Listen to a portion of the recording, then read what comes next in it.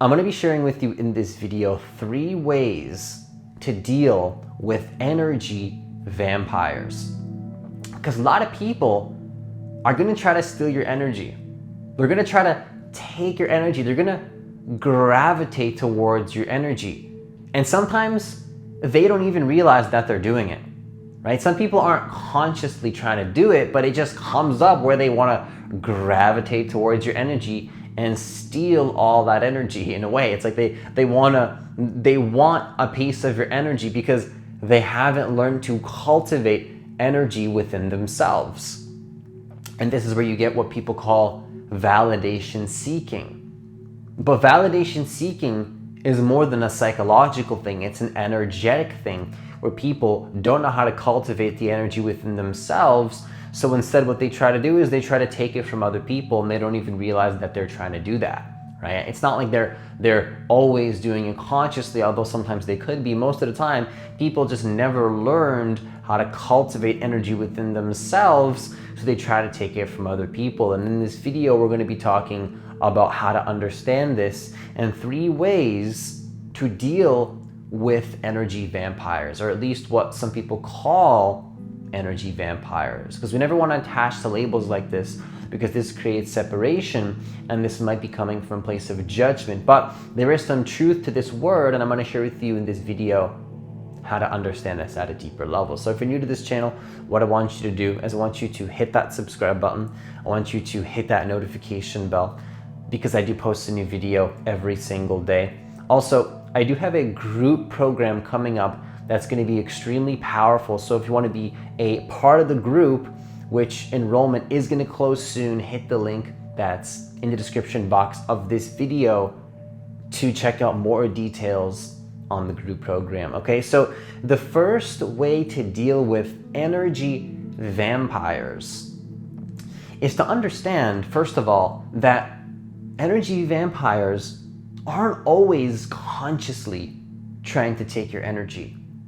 And I want to really get this out of the way, because when a lot of people use a word like energy vampires, the very nature of this word can create a lot of resentment and a lot of anger and a lot of separation and just this overall judgment vibration. Okay, judging somebody else is a very low vibration because you're sending out all that negative energy. And so what we need to understand is that most of the time, it's not that people are consciously trying to steal your energy. It's not like they're consciously sitting in their little dungeon being like, hey, how can I steal this person's energy? That's not always the case. Most of the time, they have no idea what they're doing. So understanding this can help you to come to terms with the fact that you don't need to have all the anger. It's not, because when you have, it's like, oh, this person's really stealing my energy, right? Even that statement can create a lot of resistance. And it's true. People are going to steal your energy, but don't let that truth separate you and allow you to fall into a lower vibration of judgment and anger and resentment. So understand that most of the time, this reflection of your consciousness is not even doing this consciously. They don't even know what they're doing. They just never learned how to connect with their own frequency and their own energy field, and so they want it from you, especially if you're on the spiritual path and you're raising your consciousness and your energy levels are getting higher because you're tapping into the source of who you are. You don't need validation anymore. You ever notice the more you tap into your own energy, people start to gravitate towards you? Like maybe you take some time off and then your phone starts to ring way more, right? Maybe take some time off, people start messaging you. Random strangers approach you and just start talking to you.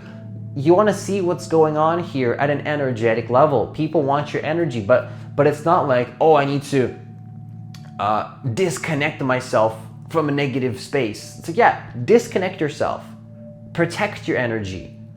But if you're feeling like you're angry at somebody, they're actually still controlling your energy, because anger is a sign that your energetic cord is still attached to that person. So you're still being controlled. You're still, like, if you're angry at somebody, If you're holding resentment towards somebody, they're still controlling your energy. So understand that most people don't even know what they're doing. You could even show compassion for that person because they don't know how to feel good in their body. They're just looking for more love.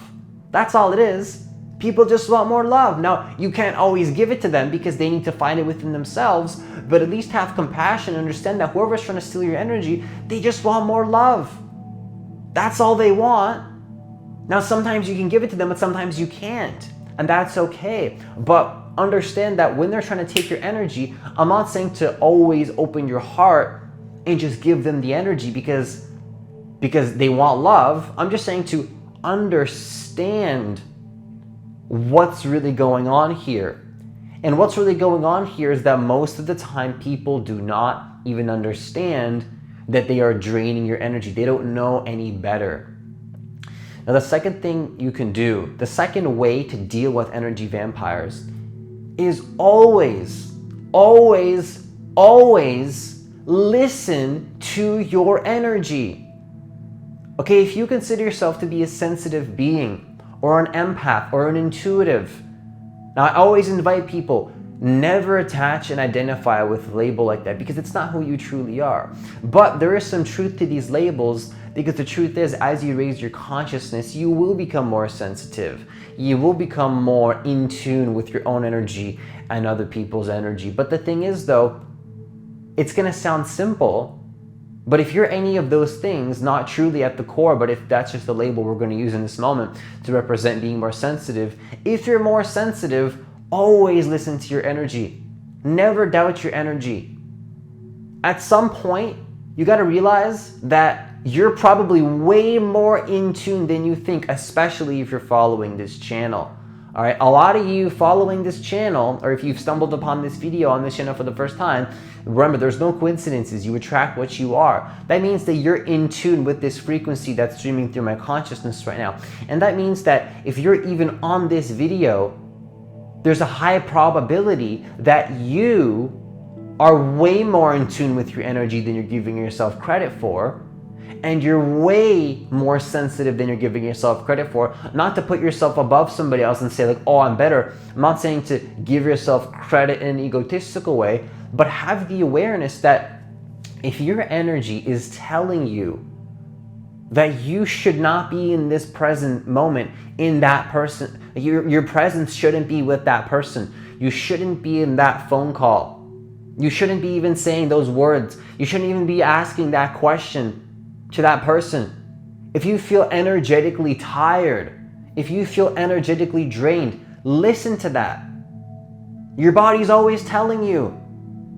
I would say the biggest lesson I learned this year is how to listen to my energy, how to listen to my body, listen to my power, listen to the sensitivity that I have in my body, because we never learned how to trust it.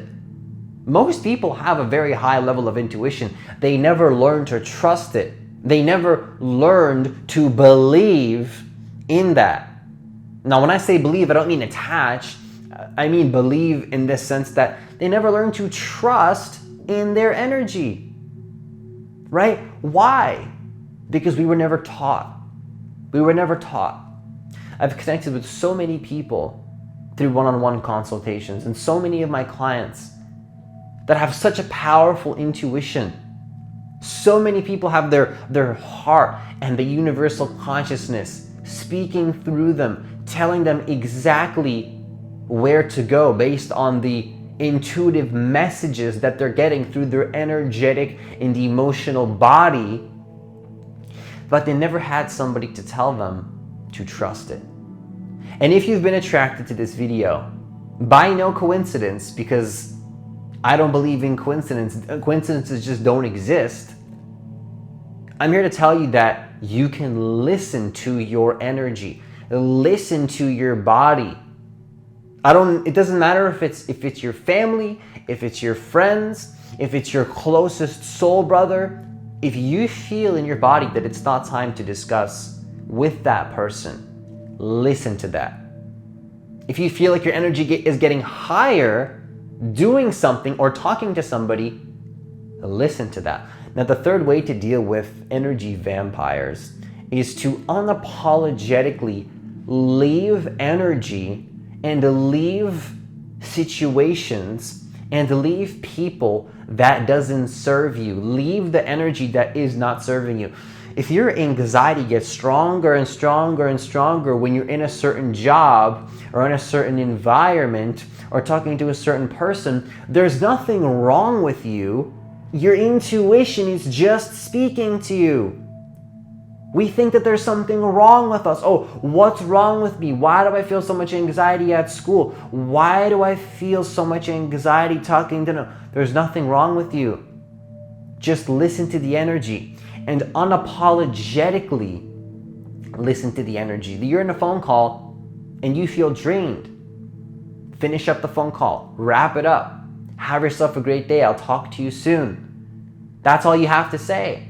No anger, no judgment, right? Because if you're not feeling like your cup is energetically full, then you have nothing to serve. You have nothing to give. And you don't have to be apologetic about leaving an interaction that is going to steal your energy. There's no reason for you to apologize and say sorry, okay? Because if you need to have yourself in a place where your energy is on point, why do you need to apologize for that?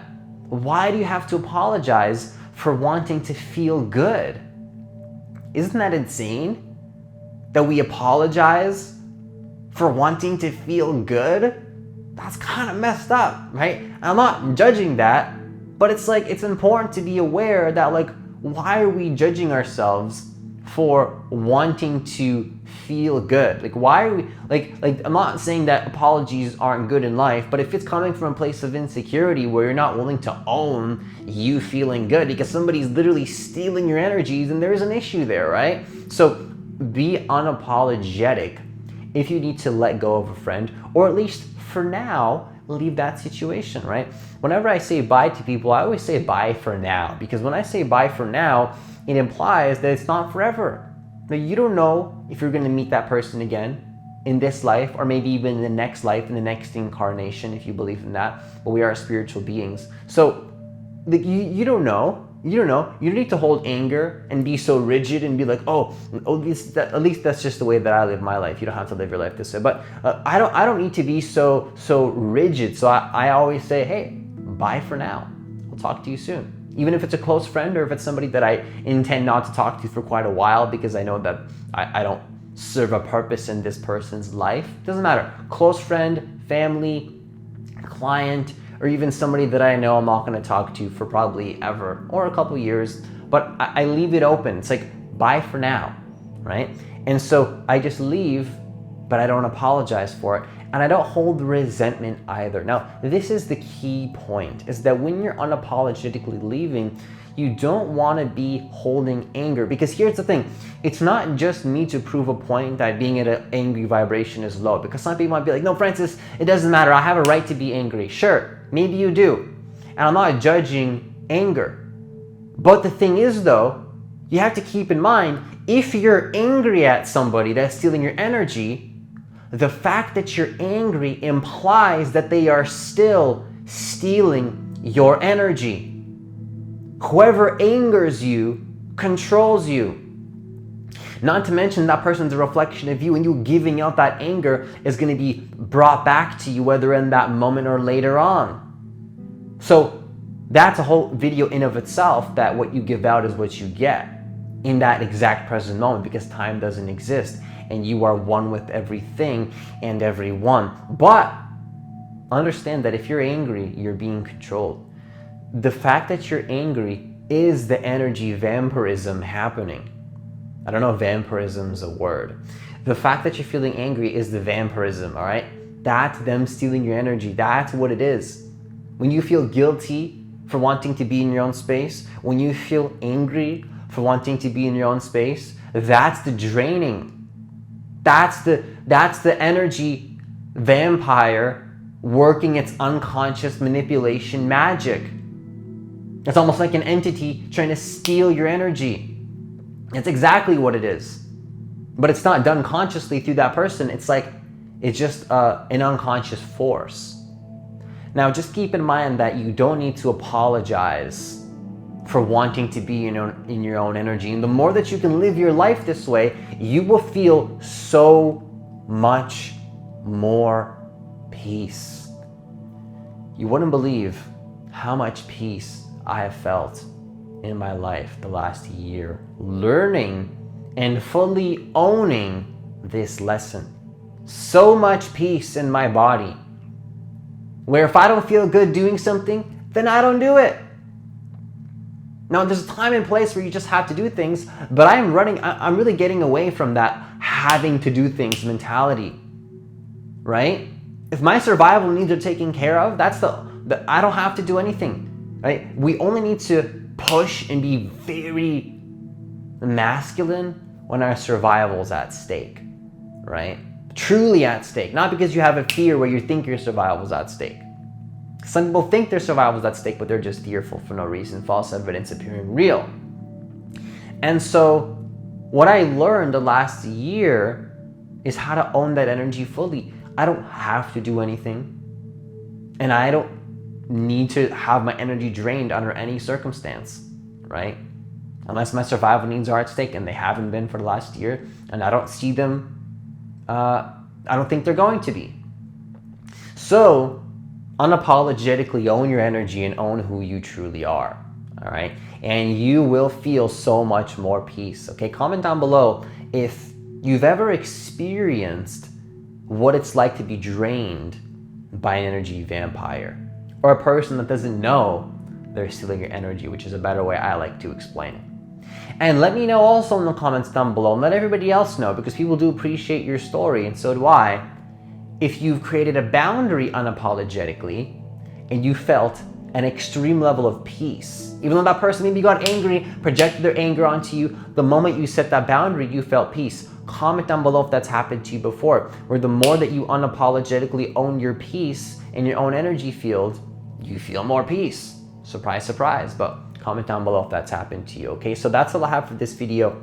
Once again, if you want to work with me one-on-one personally, hit the link that's in the description box of this video to apply for a free consultation to see if you're a good fit for the coaching program. Also, I do have a group program coming up in the next couple of months, which is going to be a super powerful program. So if you want more details on the program, and if you want to be a part of the program, the link will be in the description box of this video. So be sure to check that out as well. As always, have yourself a great day, and I'll see you in the next video.